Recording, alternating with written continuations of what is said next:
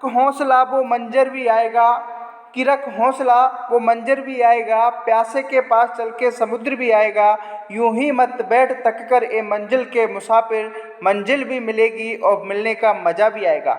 नमस्कार, जय हिंद, वंदे मातरम। दोस्तों, मैं अध्यापक अरविंद वर्मा स्वागत करता हूं आप सभी का आपके अपने इस नए यूट्यूब प्लेटफॉर्म 12 क्लासेज में।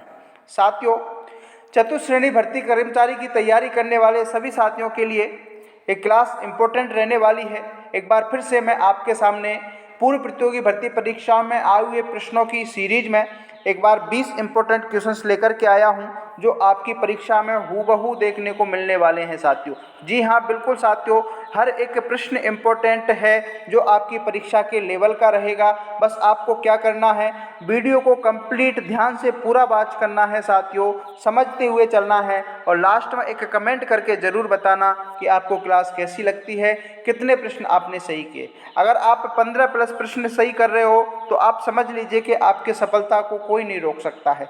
चलिए, अब आप शुरुआत करते हैं अपने इस क्लास की। इससे पहले आप अपने चैनल पर नए हैं तो साथियों अपने चैनल को सब्सक्राइब करें, अपने दोस्तों को शेयर करें और क्लास को लाइक जरूर करें। पहला प्रश्न आपके सामने है, आपको हर एक प्रश्न का राइट आंसर कमेंट करके बताना है। दोस्तों, सबसे पहली प्राथमिकता हमारे प्रश्नों को ध्यान से पढ़ना है। प्रश्न क्या कह रहा है कि ताल चापर कृष्ण मृग अभ्यारण्य किस जिले में स्थित है। वेरी इंपॉर्टेंट क्वेश्चन है साथियों। वैसे मैं आपको बता दूं कि अपनी क्लास का हर एक प्रश्न इंपॉर्टेंट रहता है। विकल्पों की ओर जाएंगे तो पहला विकल्प आपके भरतपुर देखने को मिलेगा, प्रतापगढ़, चूरू, धौलपुर। सही विकल्प का चयन आपको करना है। ताल चापर कृष्ण मृग अभ्यारण्य आपको चूरू जिले में देखने को मिलेगा साथियों। किस जिले में मिलेगा? चूरू जिले में देखने को मिलेगा। अब यहाँ से और कौन से प्रश्न आपके बन सकते हैं दोस्तों, वो भी मैं आपको थोड़े से समय में बता देता हूँ कि आपसे एक प्रश्न पूछा जाता है जो कि लगभग सभी परीक्षाओं में पूछा जाता है। केवलादेव घना पक्षी अभ्यारण्य, केवलादेव घना पक्षी अभ्यारण्य किस जिले में है? तो वो आएगा आपके भरतपुर जिले में। प्रतापगढ़ जिले में से आपका एक अभ्यारण्य पूछा जाता है, सीता माता अभ्यारण्य। कौन सा अभ्यारण्य? सीता माता अभ्यारण्य भी आपसे पूछा जाता है, जो आपके प्रतापगढ़ जिले में है। चूरू में आपके ताल छापर देखने को मिल जाएगा और धौलपुर में आता है आपका आता है एक तो वन विहार और एक आता है आपका राम सागर। ये दो आपके धौलपुर जिले में अभ्यारण्य देखने को मिल जाएंगे। चलिए अगला प्रश्न को देखो। क्लास अच्छी लग रही हो तो शेयर करें अपने दोस्तों को, इम्पोर्टेंट लगा लीजिए इस प्रश्न को, सीधा ही आपके परीक्षा में हूबहू देखने को मिलेगा, गारंटी के साथ बता रहा हूँ दोस्तों। प्रश्न क्या कह रहा है कि गीदड़ नृत्य किस क्षेत्र से संबंधित है? बताओ भाई, गीदड़ नृत्य किस क्षेत्र से संबंधित है? मेवाड़, हाड़ौती, शेखावाटी, मारवाड़। बताओ भाई, गीदड़ नृत्य का संबंध आपके शेखावाटी क्षेत्र से मिलेगा दोस्तों। कौन से क्षेत्र से मिलेगा? शेखावाटी क्षेत्र से मिलेगा। और शेखावाटी क्षेत्र में आपके 3 जिले देखने को मिलते हैं। एक तो आता है आपका चूरू, एक आता आपका झुंझुनू और एक आता आपका सीकर। ये 3 जिले आपको शेखावाटी क्षेत्र में देखने को मिलेंगे। इन जिलों में आपका गीदड़ नृत्य सर्वाधिक देखने को मिलता है। सी विकल्प सही रहने वाला है। Very good.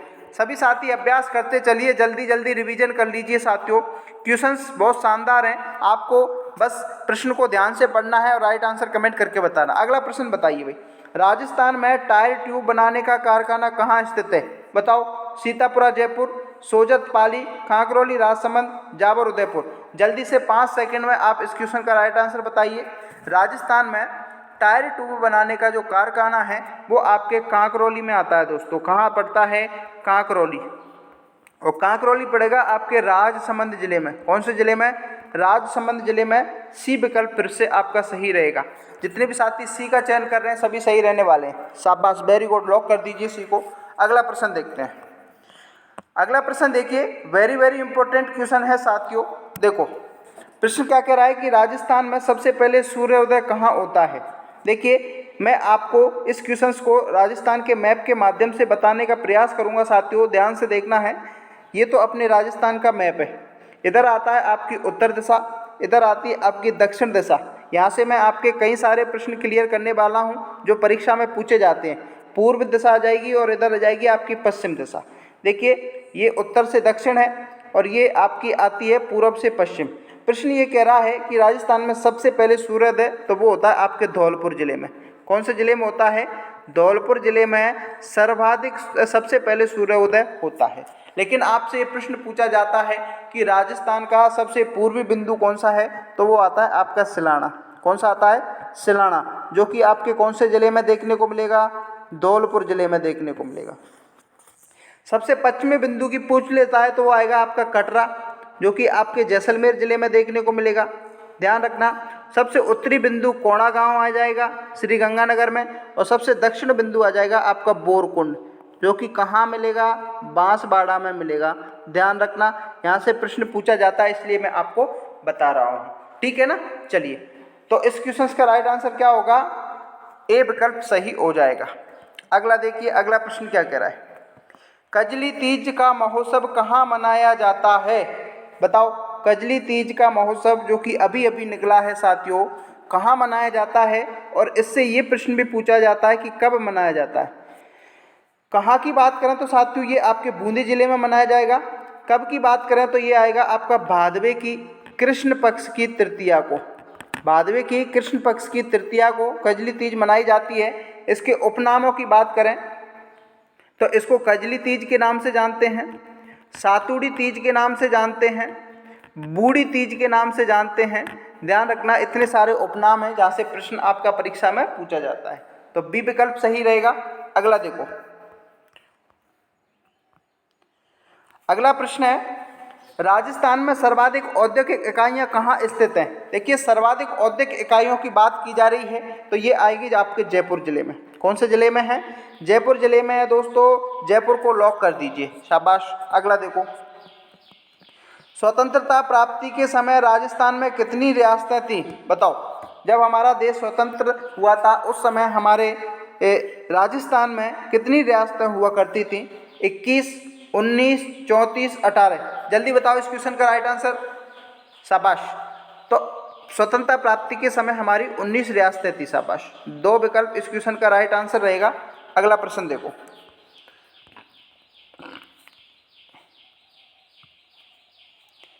अगला प्रश्न आता है आपका,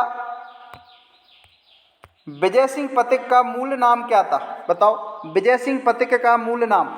रामदास, मूलशंकर, नरेंद्रनाथ, भूप सिंह। जल्दी से इस क्वेश्चन का राइट आंसर बताइए, कमेंट करते चलिए। विजय सिंह पथिक का मूल नाम था भूप सिंह। क्या था? भूप सिंह। डी को क्या कर देंगे? लॉक कर देंगे, शाबाश। अगला देखो,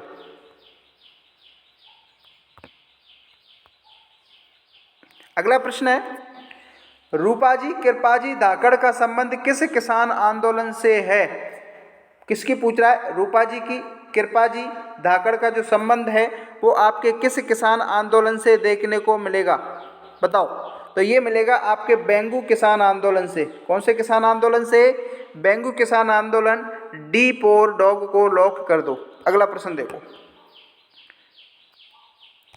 मोतीलाल तेजावत का संबंध कौन से आंदोलन से देखने को मिलता है? बेंगू किसान आंदोलन, एक ही किसान आंदोलन, मारवाड़ किसान आंदोलन और सीकर किसान आंदोलन। बताओ जल्दी से, मोतीलाल तेजावत का संबंध आपके एक ही किसान आंदोलन से देखने को मिलेगा दोस्तों। कौन से किसान आंदोलन से?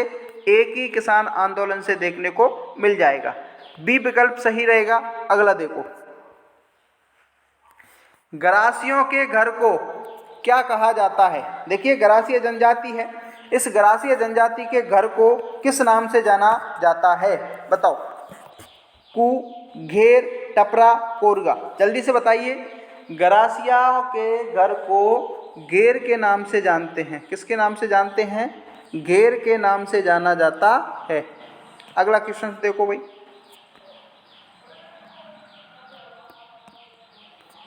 मुंशी देवी प्रसाद ने राजपूताने की कर्ण की संज्ञा किस शासक को दी थी? बताओ। देखिए, राजपूताने के कर्ण की संज्ञा किस शासक को दी थी? किसने दी थी? मुंशी देवी प्रसाद ने। तो बताओ, वो दी थी आपके राय सिंह को। किसको दी थी? राय सिंह को दी थी दोस्तों। राय सिंह विकल्प नंबर 3 इस क्वेश्चन का राइट आंसर रहेगा। अगला देखो, काली सिंध नदी मध्य प्रदेश से राजस्थान के किस जिले में प्रवेश करती है? बताओ। आपकी जो काली सिंध नदी है मध्य प्रदेश से इसका उद्गम होता है, और राजस्थान में कौन सा जिला है जहाँ से ये प्रवेश करती है? तो वो करती है आपके झालावाड़ ज़िले से। कौन से ज़िले से? झालावाड़ ज़िला। सबसे आर्द्र जिला इसको राजस्थान का कहा जाता है। झालावाड़ ज़िले में सर्वाधिक वर्षा देखने को मिलती है। ध्यान रखना, सी विकल्प सही रहेगा। अगला क्वेश्चन देखो, 100 द्वीपों का शहर, 100 द्वीपों का शहर किसको कहा जाता है? उदयपुर, कोटा, डूंगरपुर, बांसवाड़ा।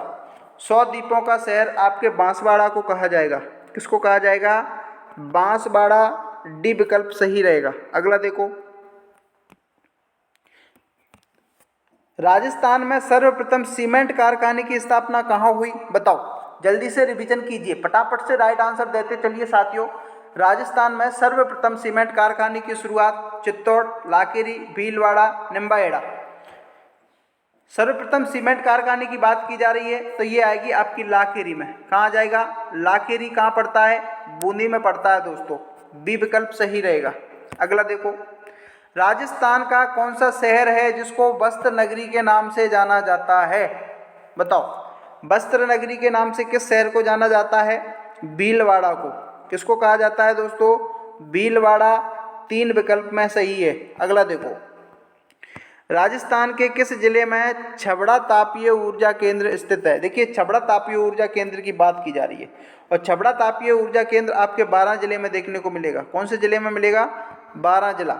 डी विकल्प सही रहेगा। हमारे 12 जिले में छबड़ा तापीय ऊर्जा केंद्र आपको देखने को मिल जाएगा। शाबाश। अगला देखो, चंबल नदी राजस्थान के किस जिले में प्रवेश करती है? देखिए, चंबल नदी की बात की जा रही है। चंबल नदी का उद्गम आपके एमपी के जाना पाव की पहाड़ियों से होता है। विंध्याचल पर्वतमाला की शाखा जाना पाव की पहाड़ियों से होता है। राजस्थान में ये आपके 84गढ़, कौन सा गढ़? 84गढ़ चित्तौड़गढ़ से प्रवेश करती है दोस्तों। 84गढ़ चित्तौड़गढ़ से प्रवेश करती है। चंबल नदी पर 4 बांध बने हुए हैं। इन 4 बांधों में से एक बांध ऐसा है गांधी सागर बांध, जो कि आपके मध्य प्रदेश में बना हुआ है। बाकी आपके 3 बांध राजस्थान में देखने को मिल जाएंगे। 3 बांध कौन कौन से? राणा सागर बांध, कोटा बैराज और जवाहर सागर। ध्यान रखना, ए विकल्प सही रहेगा। अगला देखो,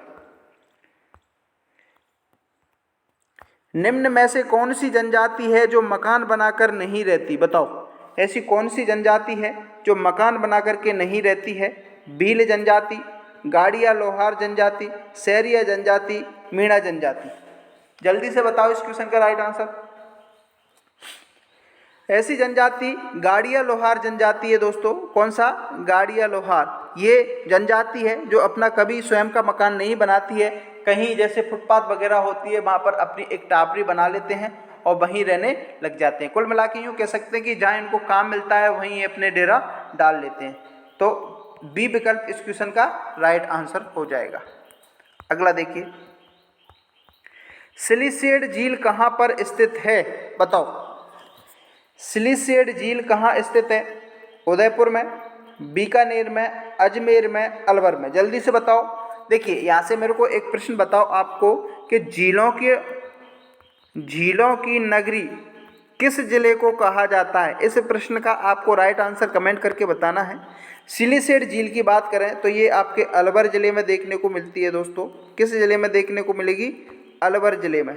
अलवर जिला किस विकल्प में है? विकल्प नंबर 4 में है। तो 4 को क्या कर देंगे गुरुजी? लॉक कर देंगे। जितने भी साथी 4 विकल्प को चयन कर रहे हैं सभी सही रहने वाले हैं दोस्तों। ये तो थी आज की अपनी क्लास, जिसमें हमने टॉप 20 अति महत्वपूर्ण प्रश्नों पर चर्चा की है जो कि आपकी परीक्षा के लेवल के हैं।